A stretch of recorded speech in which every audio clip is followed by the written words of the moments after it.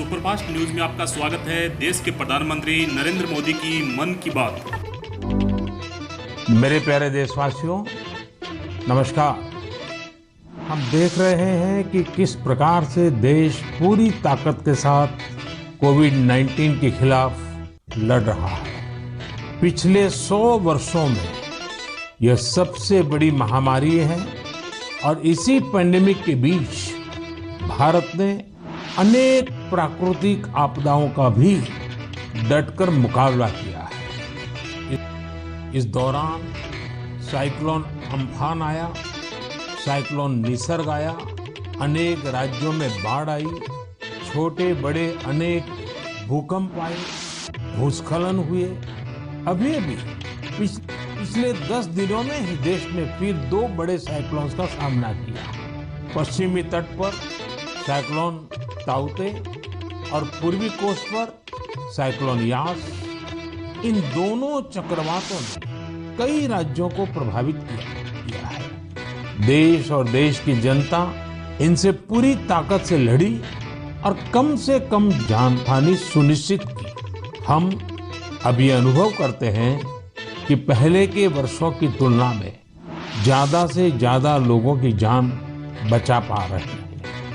विपदा के इस कठिन और असाधारण परिस्थिति में साइक्लोन से प्रभावित हुए सभी राज्यों के लोगों ने जिस प्रकार से साहस का परिचय दिया है, इस संकट की घड़ी में बड़े धैर्य के साथ, अनुशासन के साथ मुकाबला किया है, मैं आदरपूर्वक, हृदयपूर्वक सभी नागरिकों की सराहना करना चाहता हूं। जिन लोगों ने आगे बढ़कर राहत और बचाव के कार्य में हिस्सा लिया, ऐसे सभी लोगों की जितनी सराहना करें उतनी कम है।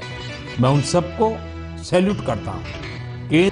केंद्र, राज्य सरकारें और स्थानीय प्रशासन सभी एक साथ मिलकर इस आपदा का सामना करने में जुटे हुए हैं।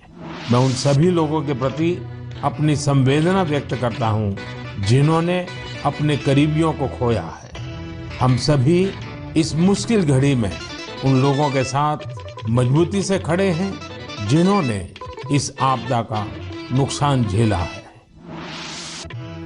मेरे प्यारे देशवासियों, चुनौती कितनी ही बड़ी हो, भारत का विजय का संकल्प भी हमेशा उतना ही बड़ा रहा है। देश की सामूहिक शक्ति और हमारे सेवा भाव ने देश को हर तूफान से बाहर निकाला है।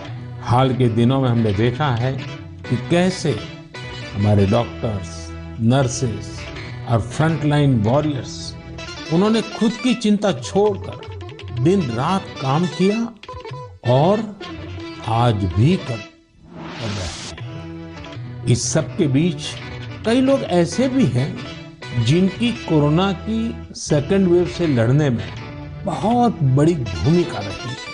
मुझसे मन की बात के कई श्रोताओं ने नमो ऐप पर और पत्र के द्वारा इन वॉरियर्स के बारे में चर्चा करने का आग्रह किया है।